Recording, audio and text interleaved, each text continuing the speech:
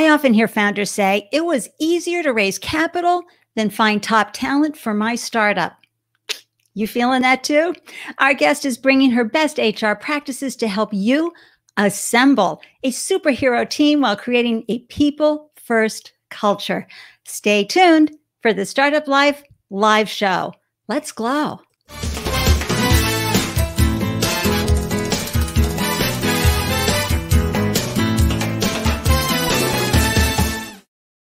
Hello, everyone, and welcome to the Startup Life Live Show. I'm your host, Ande Lyons, 4 times founder and startup champion to first-time founders around the world. And after raising 4 businesses of my own, I now share founder startup stories to help newly minted business owners find the solutions and inspiration they need to succeed. And I am thanking you for carving out time to tune in and up your founder game while cheering on a fellow founder. If you're joining us live today, please say hello in the comment threads and don't hold back. Ask questions, participate, comment. And if you're watching the replay, please share a howdy do in the comment thread so I can say a yoo-hoo back, all right? And thank you for sharing your love on this video, wherever you're watching. Now, I just want to take a moment here before I introduce our guest today. And it's a moment with you that is important because my heart hurts so much over the recent death of Dante Wright. And I'm thinking of his beautiful family. And I'm thinking of all the families who are missing loved ones because of the continued unacceptable violence perpetrated on our Black community. The toll this takes on our dear BIPOC friends, again and again, it must stop. Consequences must happen. Let me, this is where I go when I need to know what can I do. So I encourage you to follow both Austin Channing Brown and Rachel Ricketts everywhere they glow online. You will learn so much from them. And most important, how you can be an active listener and actionist instead of a quiet hand-wringing bystander, which is, often so what we end up doing. You see, dismantling white supremacy is really, really hard work. But guess what? We're founders, and we really know how to do really hard things. So thank you for sharing this moment with me and for holding the space for tough conversations and sending out love, light, and whatever we need to do to our BIPOC community. Speaking of tough conversations and mental health, which we all need right now, our guest today is Jill Katz, and she's all about courage, candor, and care. She's the founder and chief change officer of Assemble HR Consulting, a boutique human resources firm that focuses on culture, communication, and conflict in the workplace. Jill is a seasoned human capital expert, facilitator, and executive coach with more than 20 years of success in the fashion, retail, digital technology, media, and banking industries.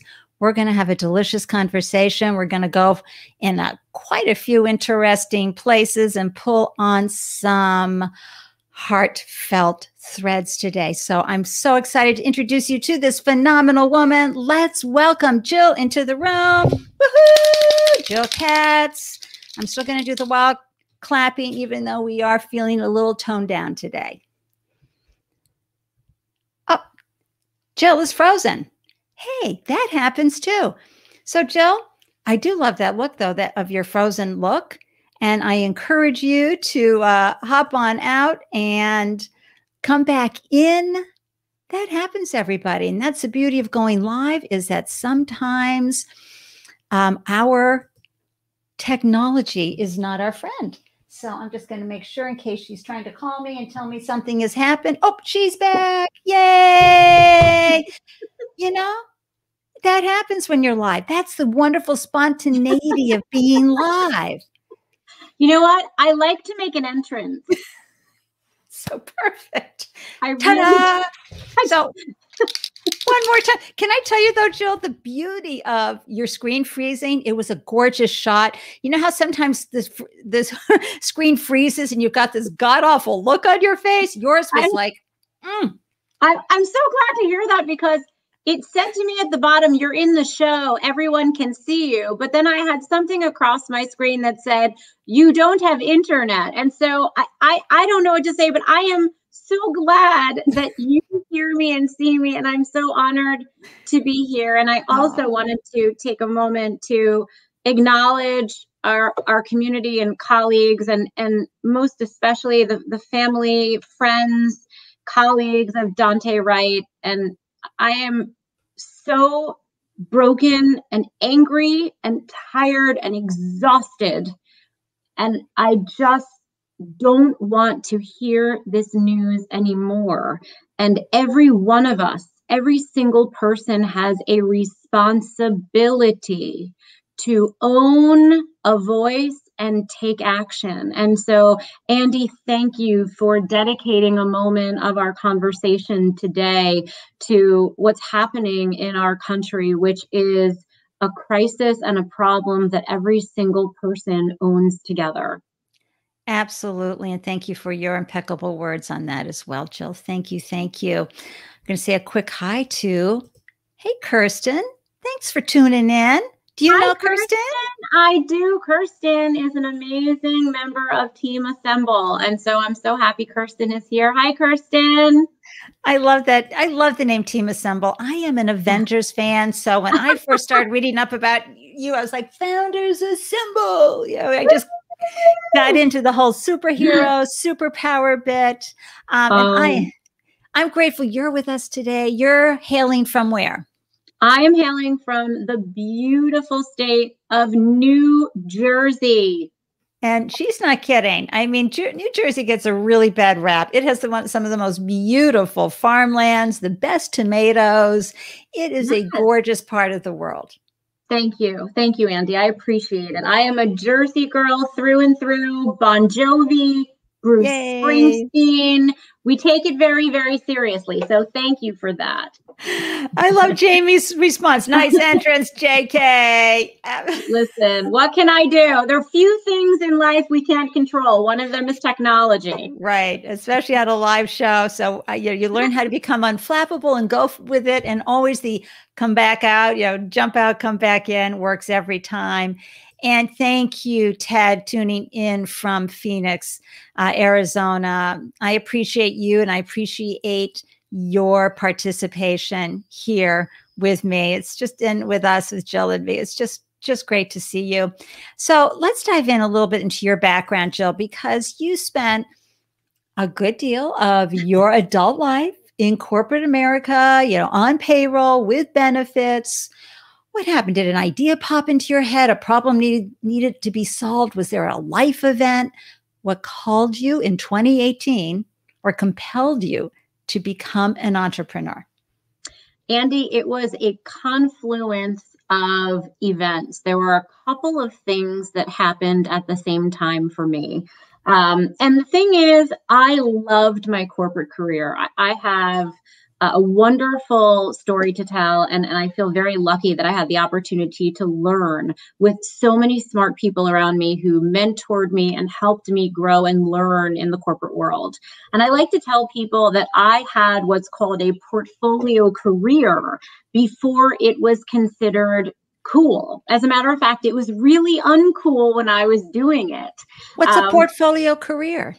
A portfolio career is what's happening now in what we now call the gig economy. The gig economy is this concept of staying at the same company for a very long time is no longer what people want to do. When I graduated college 100 years ago, I was told by my first boss, you need to stay in the same company for at least 20 years. And I remember thinking, uh-oh, I don't know if I'm going to be able to do that. And it was about 9 or 10 months later that I remember feeling really, really restless and looking around and thinking, I'm ready to be promoted. But at that time, a couple years ago, that was a no-no. That was not okay. And so this concept of what was called job hopping then was considered bad news bears. Right. But I was a really curious, really ambitious person. And so by the time I was in my younger 30s, I had been incredibly lucky and very successful, and I had been promoted multiple times. And I had the opportunity to work in consumer packaged goods, retail, banking, technology. And I was there when this crazy thing called the internet was born. I worked in some companies that actually built internet websites that did nothing. They were static websites. Remember, anybody in the audience remember those? Oh, I remember I worked in a company where we built sites that actually did nothing, and we thought that was fantastic. And so I actually helped to found a couple of startups that were the very first startups that were written up in magazines and featured. I was one of the people that you read about that was a multi-millionaire on paper, but only on paper. So don't worry about it. Wallpaper overnight. And the whole thing blew up overnight. Right there with you. Fist bump right through there. Right. Yeah, babe. And so I really did have an incredible opportunity, and I was able to sort of grow through the ranks for many years. I got to a point in my career where I was really sitting in both the proverbial and physical corner office. I had literally on 7th Avenue in New York City, a phenomenal corner office. I had a big wooden desk. I had an assistant who sat outside my office. She brought me my lunch, believe it or not, on fine china every single day. I had a car service home, and I would have been able to send both of my children to college very easily with my eyes closed. I had a fat salary. I had a benefits package. I was set for life. But Andy, I was not a happy person. I was not a healthy person. Mm-hmm. I was being paid gobs and gobs of money. And basically, I was spending my time restructuring organizations. Yeah. I was involved in orchestrating or executing RIFs, which is the acronym for reduction in force. So I was letting people go and getting paid a lot of money for it. You and George Clooney up in the air. And that was the joke about me. And it was not funny to me at all. It was heart-wrenching. People would say to me out at restaurants, "Oh, you're George Clooney." And I would say, it's a horrible feeling. And I was 77 pounds larger than I am today. And I was a walking heart attack. Wow. And I went into a doctor's office, and my doctor, bless his heart, said to me, "Jill, you are literally going to die. And these are all of the potential health conditions that are headed your way. And I can't tell you which one it's going to be, but you are in very serious danger. And it's not far away. In the next 2 years, if you don't make a very serious change, you could be risking your life." So you had a life event, and you heard that, and you said, "Okay, I'm going to make a change," because some people get that prognosis, and go, "Yeah, okay, well, I'm not, what?" I turned around and I looked at the faces of my 2 beautiful children, Andy. My daughter was 11. My son was 8. And there is no amount of money anywhere that can buy back that time. Right. And that can buy back your health. And when you feel that sad and empty and large and sluggish and stressed, it feels like there's no way to stop. And it was hands down the hardest thing I ever did. I had no real plan. I had no backing, but I had a passion and a belief that could not be described.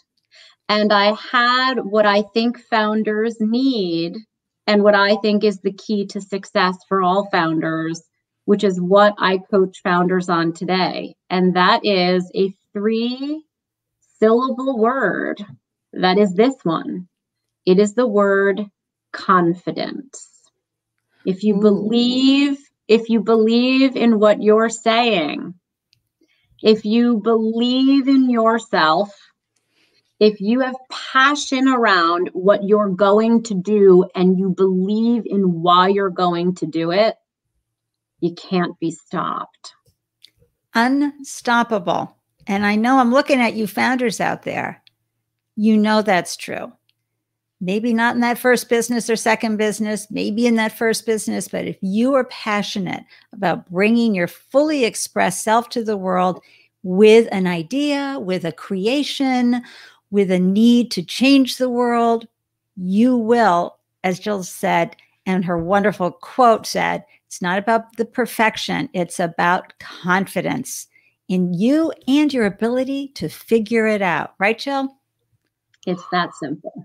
Ooh, baby. So, I mean, but you had to make that transition. You had to say bye-bye to the corporate job.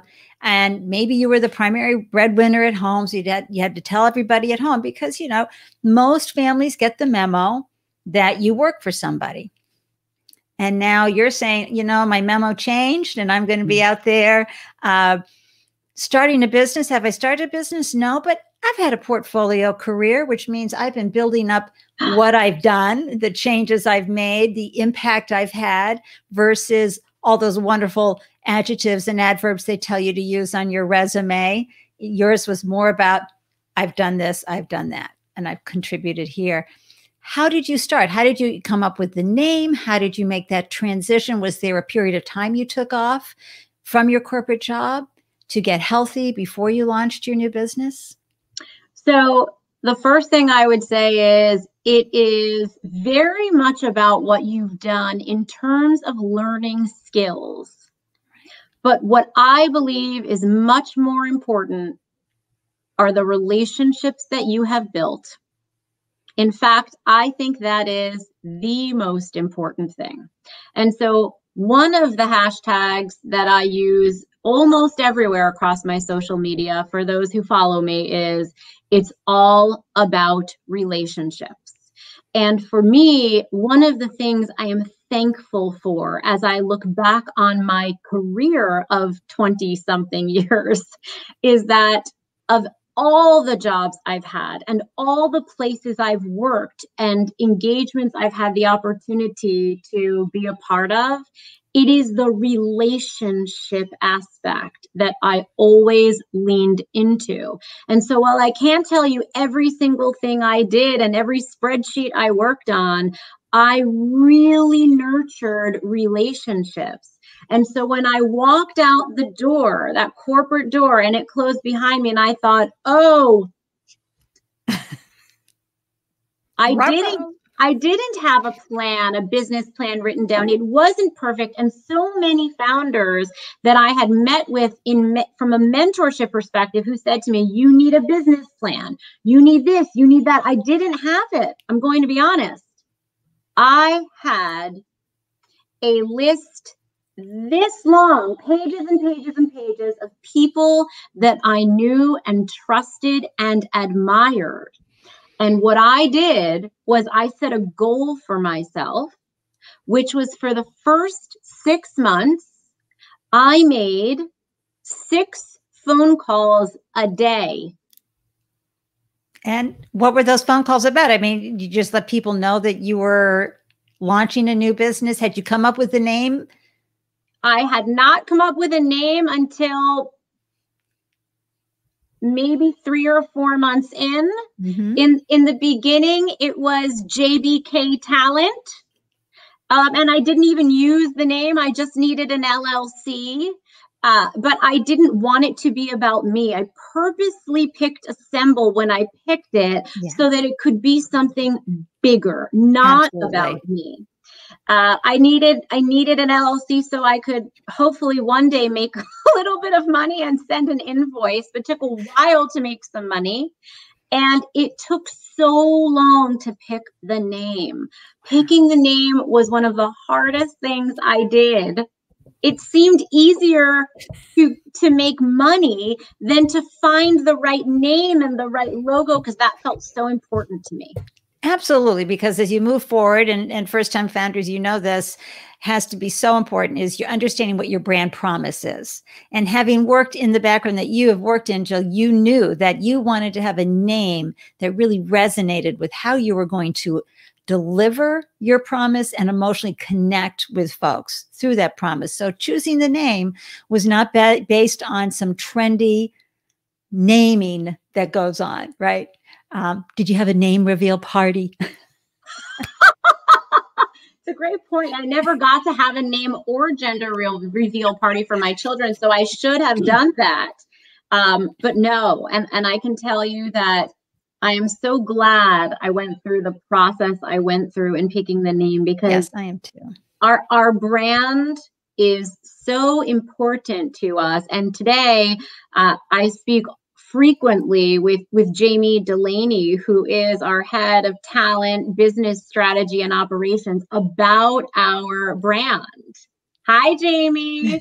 And we care about our brand so much, and every person who works for our company and with our company, and we even select clients based on who we believe is aligned with what Assemble stands for. And that, to me, is the ultimate and ideal place you want to be when you start a business, to get from a place of, I'll take any business I can so I can pay the bills, which is undoubtedly where I started, undoubtedly, to being able to hire a person like Jamie. It took me 2 years to get to that point. And now being at a place where we select clients who align with our mission. Right, because it's about having a successful outcome, folks. I mean, this is why it's so important that you really understand your customer persona, so that you're attracting people who you know you can deliver to. I want to say a quick hi to one of my favorite people. I call her Marvelous Mia Voss. And she's she's a multi-talented woman. She's an actionist. She's a brand ambassador. And wow, she has a mouth on her that is pure deliciousness, especially when you're listening to her podcast, Shit We Don't Talk About. And I'm telling you, again, the tough conversations, Mia has them enlightening. Hop onto Spotify and find her. I also want to say hi to our Twitch guy here. Whoever you are, you thinking this is lit? I'm saying thank you so much. And then over here to Eric, who, of course, quickly did the calculation for what 6 calls a day looks like. So Eric from Media Prepared, everybody, Eric makes sure that you are prepared with your sound bites for when the time comes, when that mic gets put in your face and people want you to deliver what it is you're doing, who you're doing it for, why you're doing it. And so visit mediaprepared.com, and he calculated that's 720 calls by my calculations. Not an outrageous number, but achievable and efficient and purposeful. I like it. Thank you. It was a lot. Thank you, Eric. But that's how results happen. And I like to call it sending ships out. You know, people always like to go down to the harbor and, where's my ship? I'm waiting for my ship to come in. And you look at them, you go, well, did you send any out? And they're like, no. Those 6 calls a day were sending ships out. Some of them didn't make it through the storms and back, but some did, and you were able to build your business. I love that. And so then you got your footing, you got squared away, you saw, how you wanted to serve the world. I'd like at this point, though, to go a little deeper and talk about something you and I are both passionate about, Jill. And I want to bring it up early on in our conversation here, which is something many women struggle with, many founders, female founders struggle with, and that is managing being a mom and a founder, because both are really, really important. But if you're someone like me who had a loss in each trimester. That's really in 92. That's why I left corporate and have been unemployable ever since, because I knew they would have me making decisions and putting me in the position they already had of, who. It's like, no. And that's how I ended up becoming an entrepreneur. Jill, in your case, let's talk about this, because you have some great quotes. You have a wonderful article out there. And folks, I'm going to have this article in the show notes, because Jill said, I spent years in a push-pull of guilt and fear, always worrying what I'd miss or how I'd be perceived if I chose to be here or there. And every choice was filled with resentment and anxiety. And it feels awful to be forced to choose. And I have to tell you, just reading this article, Jill, reminded me, so much of my own challenges, but also, I don't mean to bring George up again, but that wonderful movie, One Fine Day, with Michelle Pfeiffer trying to juggle it all. Talk a little bit more about how we manage those kind of such an important relationship, our mother and child relationship, while we're pursuing our dreams. So a story I very, very, very rarely share, and just started sharing recently. When my son, I have two magnificent children. My daughter is 14 now, and my son is 11, and they are just unbelievable. When my son was 15 weeks old, I had a pulmonary embolism. And a pulmonary embolism is essentially a blood clot that can release either from usually the leg or the groin, and it travels up and it becomes a blockage. This is what happened to Williams, the tennis player, another famous TV anchor. And in most cases, it is a sudden death. I had a 99% blockage of my left pulmonary artery, and I had 6 clots to my right lung. Well, can we just say, thank God you're still here. It is a miracle. Well, thank you. You can't take me down is the first thing I want to say. I am really hard to take out.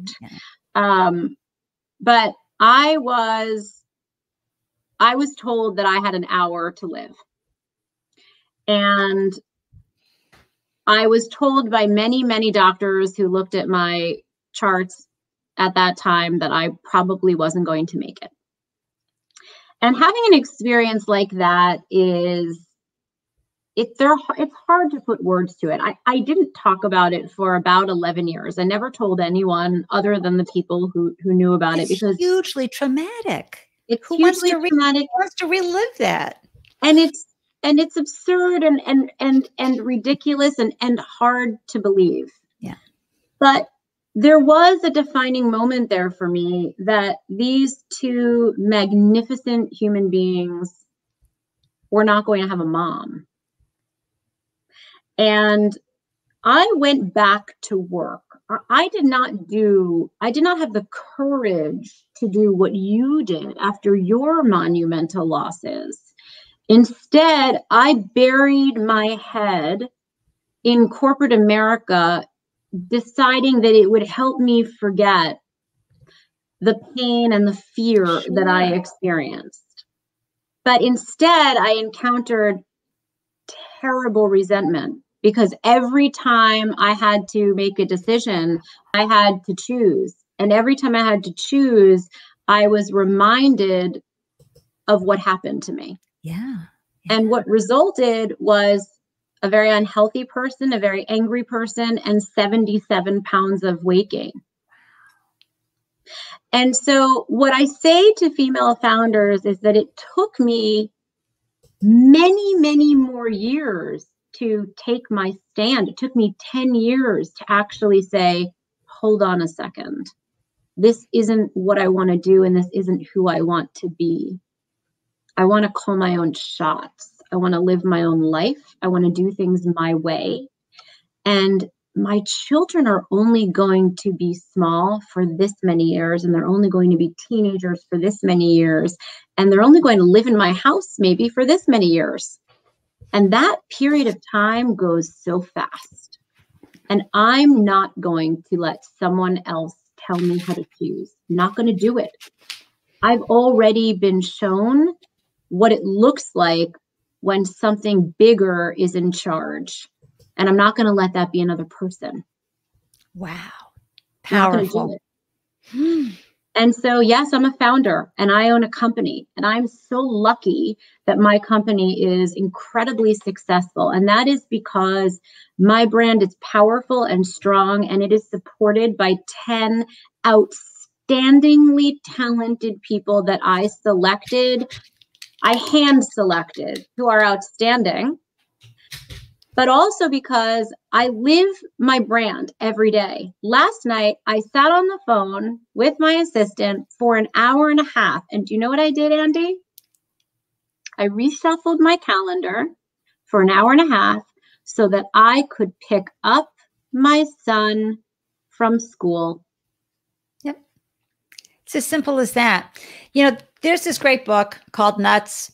It's about Southwest Airlines. I'm just going to take a moment, if I can, to read this dedication at the beginning, because the people who wrote the book are parents. And it says, this quote I just love to pieces. You have the rest of your lives to change the world, but you've only got one shot at raising these kids.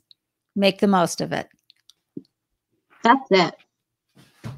I'm going to be picking up my son. He is finally going back to school. This is pathetic. So They stopped school the first week of March last year, and he begins school for the first time next week. Next week. It's his first time back to school. So he will have the opportunity to go to school for 6 weeks total in 5th grade. I am picking him up every week for those 6 weeks. Yes. Every day you're going to be there. Now, and founders, you know, yes, people have this fantasy that they're going to start their own business because they can be their own boss. No, you're never your own boss. You're the boss of your vendors, your clients, your team, all sorts of people. But you do get to own your calendar, right, Jill? Sometimes. Yeah. You try. Well, and maybe, depending on what growth status you're in. And for those of you who are child-free, yay. Okay. No issues there. But there are so many founders, men and women, who are trying to be the best mom and dad they can be, and also be the best founder they can be. And we have great role models out there, great representation. And your kids don't need you full time. It's great to expose them to other personalities, whether that's a nanny or daycare, schools, summer camp. Oh, thank you, God, for summer camp. And it teaches them adversity. It teaches them how to get along with others in a new environment. It's really, really good for them. But you're there for the important moments for them, and you're there to listen and be that loving parent that will love them through everything. And Jill, what advice do you have? I mean, you shared your story, I've got mine, but how can these mom and dad founders out there manage this? Be clear about what your goals are. And I actually think it is the similar advice I have around how to run the business, which is have a clear mission, know what it is that you want to accomplish, and say it over and over again. Say it to your clients, say it to your prospective clients, say it to your incoming team members or prospective team members. Tell your friends, tell your family, and tell your children. When you are starting a company or founding an organization, you're alone.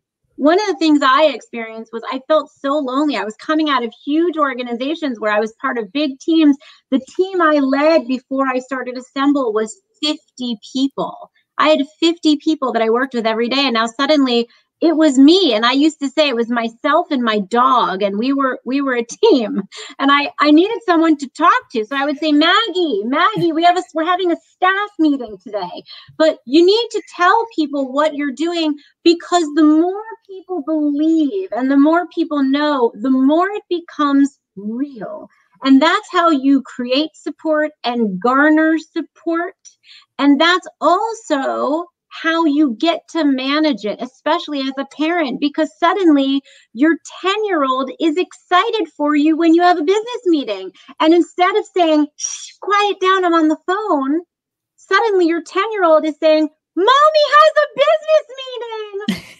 And it really does take on a life of its own, because the whole family is excited with you. Absolutely. A couple of things with that. I often have for decades turned around and said, where are my people? You know, talking to the plants and stuff. But also I'll come out of my office with a, you know, and doing, you know, maybe this. You know, when I've won, or like I created something, I come out, I just created this, is amazing. And everybody has to get, yay. Yeah. Love the clappers for that. I love that. Having deep clarity and the mission is so important, that reiterating it and making sure people are getting indoctrinated so that they're not feeling resentful, they're feeling on board. Wow, Jill. Moving right along, because I do want to talk a little bit more about founders and bringing on superheroes, but tell me a little bit before we get there about the Assemble Network, because this is a really cool thing that you have set up. It's funny because that was a perfect segue that you and I did not plan. So when I left corporate America, one of the biggest fears and pain points I experienced personally was loneliness. I was so used to being part of a team and so used to working with other people that I was afraid I suddenly didn't have any colleagues. I didn't have any team members. Who was I going to learn from and spend time with? And so I thought to myself, how do I network? And so I saw all of these things online about those LinkedIn local events, and I bought a ticket and I went to one of these large events. And I walked in and there were, 20 billion people in a big, large conference center. This is pre-COVID, of course. And, I think I spent $50 to buy a ticket. There was terrible beer and everyone was wearing a name tag in a very awkward, Me Too-like place.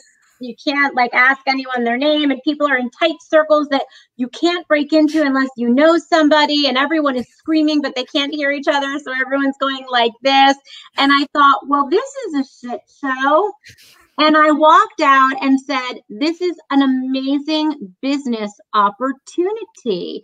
And I went home and wrote down a list of all the barriers to entry. And I thought, no one really wants to leave their desk. We all buy tickets to these networking events, but you never go. Yeah. Or you drive in and you're like, why am I doing this? You leave thinking that was a waste of time. You talk to several people, but you don't remember who they were or what you talked about. You can't really call them after because it's awkward. All these different things. And I thought, what would happen if we used something like Zoom, even though Zoom is strange and no one uses it, and you facilitated a discussion, but you brought adults back together several times.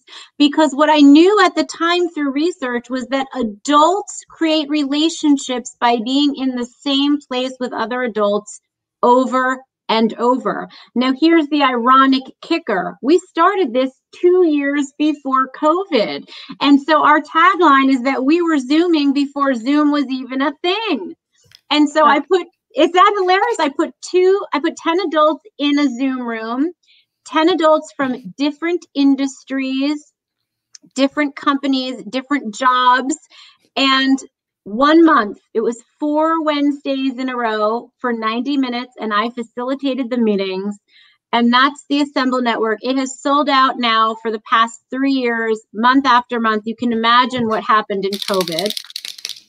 still, this is lovely. So you were able to pull, and how did you filter? I mean, if a lot of people applied or signed up, how did you filter to make sure you didn't have like a whole bunch of founders or in the tech industry, or you didn't have a whole bunch of people working in insurance or at the big banks?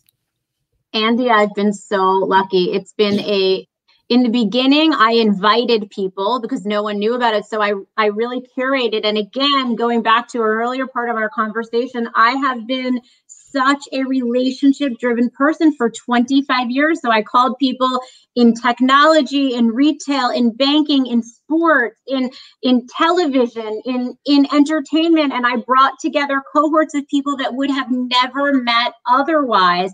And then each month I said, can you invite someone that you know? Can you invite someone that you know? And now we have a network that's about 270 people large. We have a repeat customer at about 35 to 40%. We have an alumni network. We have guest speakers, and every month we sell out and sell out and sell out. We do coaching. We do best practice sharing. It is an unbelievable program. And for me, it's honestly my favorite 90 minutes of the week. I just love it. Everybody, we can feel Jill's passion for this, right? Her delight, her joy from this aspect of her work. Oh, that is so wonderful. And Diane, Goddess Diane, I'm thinking of you. This sounds like right up in your alley. Everybody, Diane is the founder of PhotoPad. It's the ideal social collateral creation platform for the small business who doesn't have time to figure all these little Canva details out. Everything's done for you. You just go in, you add what your photos are, your messaging to the boilerplate. Go visit photopad.co. .co, Diane, let me know. I'll celebrate you even more. But yes, Diane, I just thought of you because Diane's in Seattle, Jill. And she is always part of these great communities of people, organizing them, showing up, being there, leading. And I think Jill's Assemble network sounds divine. And hey, Olgie. So Olgie has this amazing heelish shoe technology. Can you believe it? So it's called The Difference. And you can just go online, The Difference. And it was a patent that his father had created, but Olgie took and brought to the world after a very arduous year in China, figuring all the manufacturing out. It's such a great startup story. Hi, Olgie. So good to see you. And then everyone here is... thank you, Olgie. Photopad.co. Yay. For Diane. So be sure to go visit that. And Olgie, you're the best. I got to tell you, this guy is pure joy as well. Thank you, Olgie. So Jill, you mentioned best practices. Founders, they go through so much. They're juggling so many plates, especially if they have to raise capital. And I started off the whole conversation because I have heard this many times where founders like, okay, I got the money. I thought that was like the hardest thing I was ever going to do.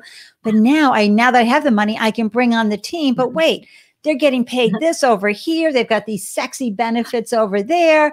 How do I get top talent versus somebody who's like maybe kind of halfway interested onto my team? Share with everybody. Well, so here is the most exciting thing that you need to know. People are attracted to people. Okay, everybody. You know what I'm feeling right now, right? Yep.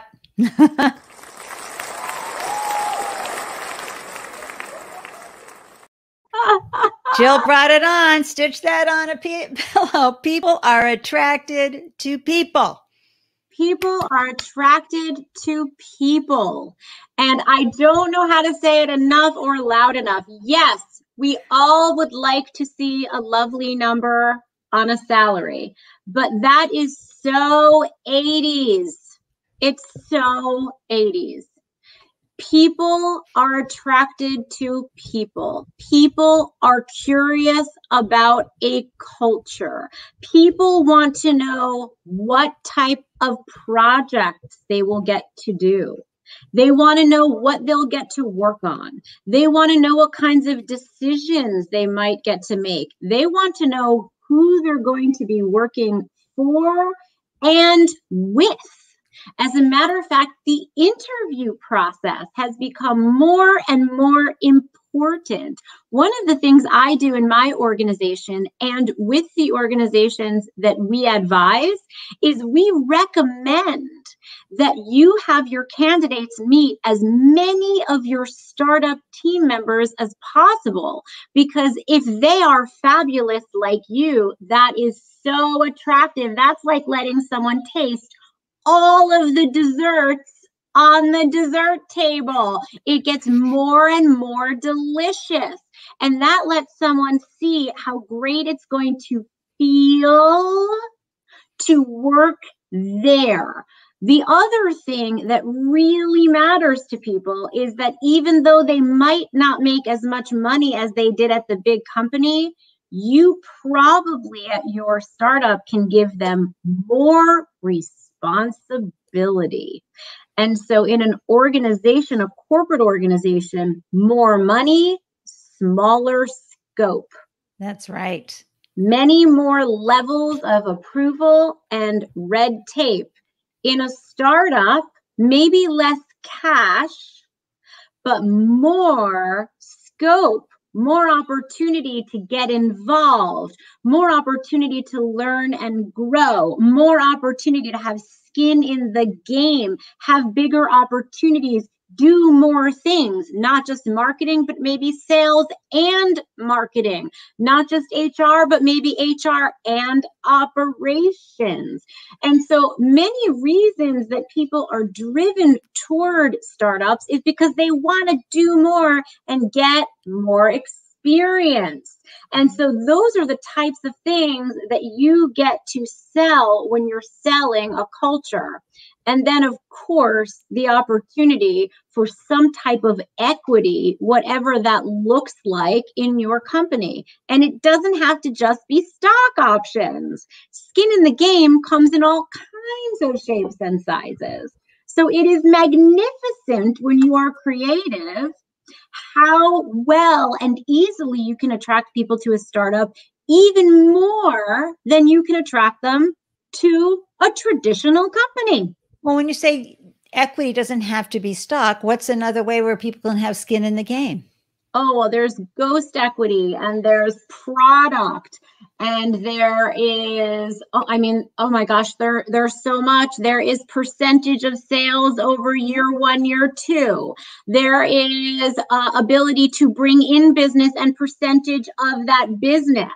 There are ways to give people new types of remote work that is way beyond organizations that have formal policies. The thing about being a founder is that so long as you remain compliant and inclusive, two words that you should hang on your wall and write on your shower door, compliant and inclusive.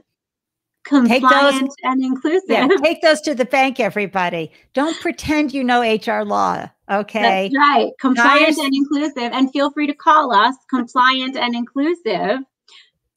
You can be as creative and thoughtful as you want. And that is so much more fun than what I know I used to be in charge of at some of the other larger companies. Right. So, and you talk a lot about how important it is to have that people first culture put into place. I've heard so many different stories. I was interviewing Vish from Sophia World. And of course, he's creating something that's very, very big. And he was kind of like Joe Biden was to people that came on in the White House when he said, listen, I want to thank your family and friends because they're not going to see much of you over the next 4 years.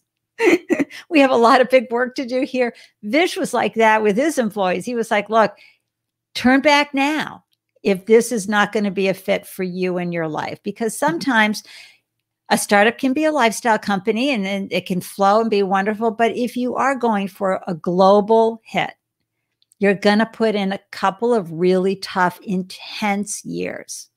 How do you set the culture tone for a company like that? Those words alone are a great example of tone. So you can say to an employee, you're going to put in some really tough, hard years. That's a way to frame it. You can also say, we are building something here that is going to be so big, so impactful, that what we might see on the other side is bigger and more unbelievable than I think any of us are even capable of seeing. The next few years are going to be so rich with learning. We are going to work crazy hours. It's going to be unbelievable and insane that we're all going to be thanking ourselves and our families and one another in 3 years, because the opportunity for us from a learning, from a financial, from an impact perspective, I think are possibly bigger than any of us can even imagine. And I'm in it with you. Okay, everybody, did you take notes? Did you tape that? Did you record that? Take that. Jill, oh my gosh, brilliant, brilliant framing, because you're doing quite a few things right there, which is you're setting a very build and uplifting tone. And yet you're really creating the culture, which is, look, it's all hands on deck right now, folks. Isn't that wonderful? We're going to change the world with what we're doing. Aren't you thrilled to be part? Because then you're going to bring those aligned people who are craving that experience, right, Jill? I mean, I believe in being very direct and very honest and saying to people, Ande, this might not be for you. We are 7 days a week. You'll see I'm answering emails at 10 o'clock on a Saturday night, but Ande, I want to be. And I want to be because I care so much about changing the way the world works. I'm so passionate about a people-focused workplace that I love answering emails at 10 o'clock on a Saturday, because this is what I want to do. And if you don't want to, that's not wrong. It's not bad, but maybe this isn't for you. Right. Right. And, not everybody's cut out for that. On the other end, too, is that startups, depending on, what their ingredients are, they don't have much of a runway. And especially if they've got angel, and definitely if they have VC money in, there's a lot of uncertainty. There's a lot of, oh my gosh, we just lost that. That didn't work out. This isn't happening. That roller coaster ride. What are some words that a leader in an organization who wants to maintain the hope and the potential and the possibility for the team? What are some of the words they can use to keep folks focused while he or she and the startup team figure out and solve that problem? So this is a lot of what we do.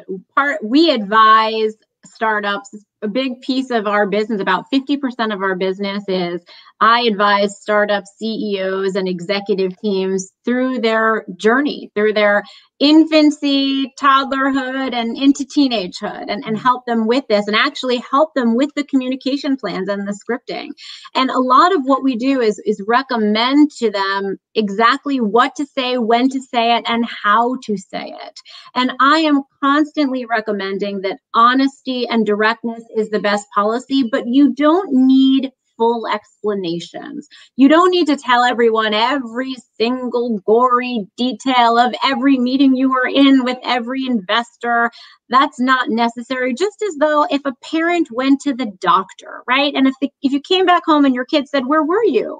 And you said, "I was at the doctor. Here are my test results." You probably wouldn't do that, right? You wouldn't do that. So you might say, "Mommy went to the doctor." And if the kid said, "What kind of a doctor?" "It was the tummy doctor." And the doctor said, and it's a very similar concept. You would never lie, but you would give the very high level, truthful, critical details. And you would always be honest and forward focused. Ooh, boy.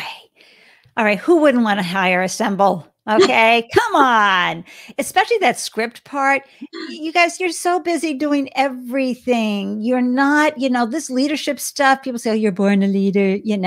Look, a lot of you've got to learn the language, and what might have worked with another company, i.e. might have worked on another kid, you got a different personality with this business and its needs. And so, oh my gosh. Now, how about, since I'm I've got you here. What happens? Because you said you've helped them raise from, infancy to toddler to teenager. As a company evolves, the talent that you're bringing on in those first couple of years, really important. But now you're ready to bring on that enterprise talent. You're entering, you made it through 5th grade or even 2nd grade, and you really need to bring on the talent that understands what growth, expansion looks like at such a big level. How do you have that conversation with your founding team, the folks who've been there, where they may now have the job requirement may have gotten bigger than or out of their scope of capability? We've just gone through this with 2 of our clients in the past couple of months. This is one of the most common issues that startups face, and it's very hard. And the first thing that's important to do is acknowledge how hard it is, because startups in a lot of ways are like families, and they don't feel like companies. Right. When you start your startup, in a lot of ways, because of the way startups work and they feel like friendships. You're working, 100 hours a week, and you're working on the weekends and in the evenings, and especially now in this COVID time, your families are coming in, your kids are in the background, you get to know each other, and then suddenly intertwined in all of that, these business decisions are happening, and you're having to make difficult calls. And as those issues are coming together at the same time, it's very difficult. And to switch between personal and business, and to think that is mutually exclusive is not fair. Right. And so I think it's really important to acknowledge how hard that is. Yeah. The next thing is to go back to our prior conversation again, and we always say people, candor, courage, and care, which is our trademark program, is how we recommend people run their businesses. And if you become an organization of candor, courage, and care, then your entire team comes to rely on the fact that you will be continually sharing feedback and sharing your honest assessment of how things are going. And if you can begin to function and communicate in that way all the time, which is hard to start and very easy to ultimately live in, then you tell people right off the bat, I have a really, really hard conversation I need to have with you. Yeah. And this one is hard for me and it hurts, but it's a conversation that is about the future of our business.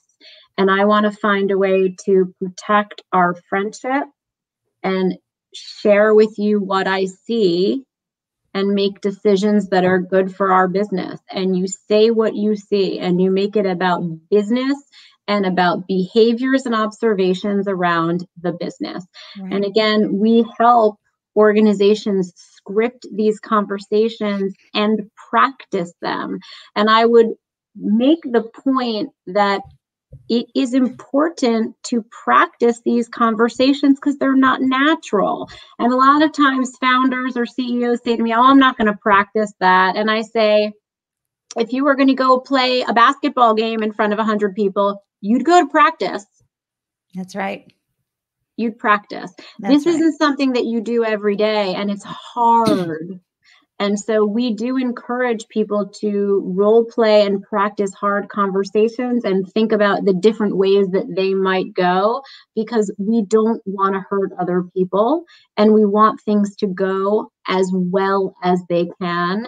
And unfortunately, I have much more experience with these types of discussions than I ever wanted. Yeah, that's right. Given your earlier tough career position that you had and role that you had to play in reducing force. I got to thank you so much. This advice, you know how I see you, Jill, and your team and Assemble HR, you're a safety net for founders. You know, for that, whether you're a solo founder or you are co-founders, really go have a conversation with Jill and her team. I'm telling you right now, you don't want to be making this up as you go. You want to be able to use your impeccable word. You want to put people first. And to put people first, you have to use the right language so that you don't destroy. You want to build. Even if it's time for them to move on, it can be, hey, you know, how can I help you with that? I mean, it's just, but you've got enough on your plate. Don't be thinking that you're going to come up with it because you read a book. Just saying, you know, that's how I feel. I'm all about don't hesitate, delegate, bring in people who can help you be your best. And clearly you have a very conscious, aware, and thoughtful process for candor, courage, and care.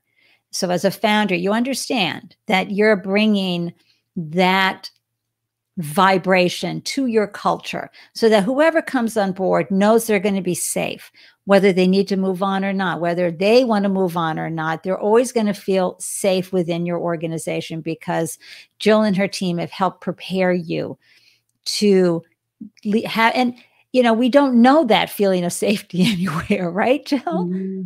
Especially now. Thank you for doing that. Before we wrap up, tell everybody how entrepreneurship has served you both personally and professionally.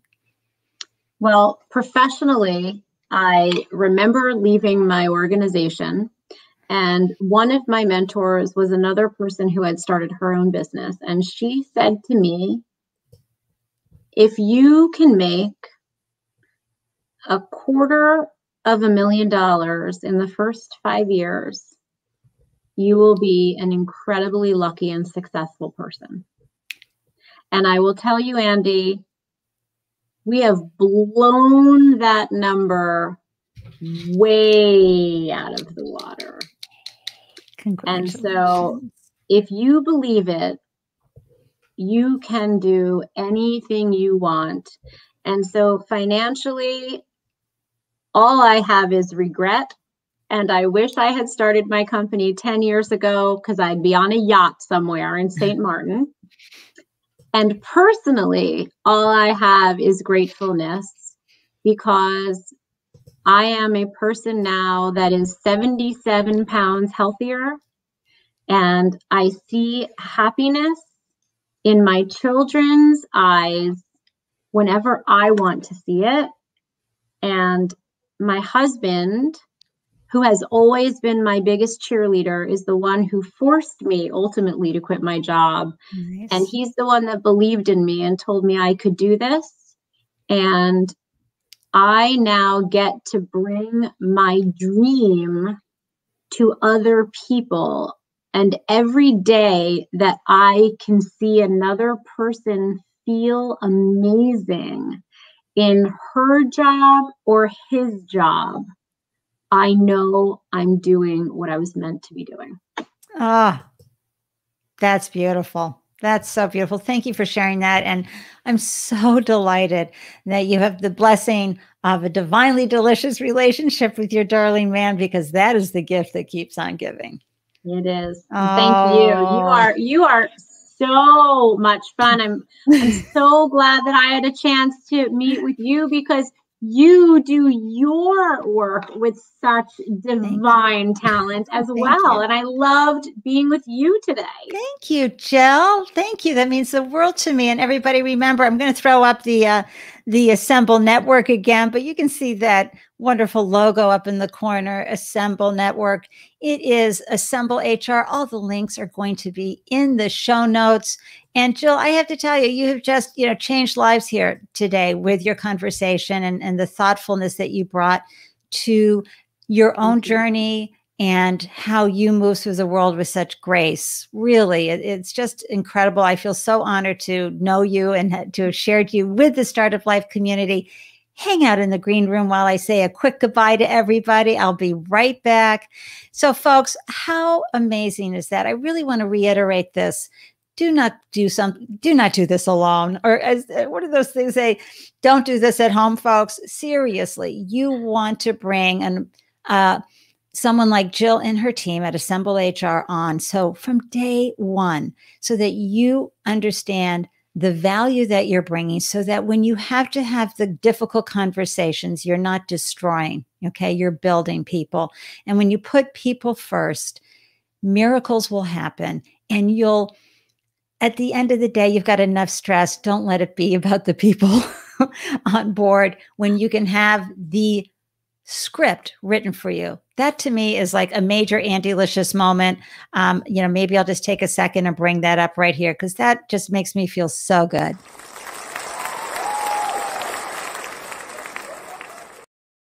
Onboarding your superhero talents, so important. And speaking of superheroes, wait till you hear who we've got coming on Friday. Let me grab her thumbnail here, bring her up. This is Yasmin Cruz Farine from Visible Hands VC. Now, this is a very unique VC firm. And on Friday, April 16th at 1 p.m., Yasmin's coming over and she's going to share her pre-seed fund that's dedicated to diverse tech founders. And it's a 14-week fellowship program that supports overlooked talent in building technology startups by providing company building services and investments of up to $200K. Each founder receives meaningful funding from day one, support with finding a co-founder, and access to incredible network of advisors, customers, and investors. This is an incredible, this gives new meaning to the word VC. And so to RSVP to any of the Startup Life live shows, you're going to hop right over to the meetup group. You can scan that QR code or hop on over to that link. That way you'll be alerted whenever I go live and find out great folks like Jill today who came on and shared her brilliance with us. Before I go, I just want to share one little thing with you, which is my favorite Winnie the Pooh quote from A.A. Milne, which is, "You're braver than you believe and stronger than you seem. And as we say here in Boston, wicked smarter than you think," right? You can do this. Founders can do hard things. Thank you so much for your time and your attention today. Let me know how you're doing. Let's stay in touch. I'll see you next time. Mwah! Wishing you a delicious day.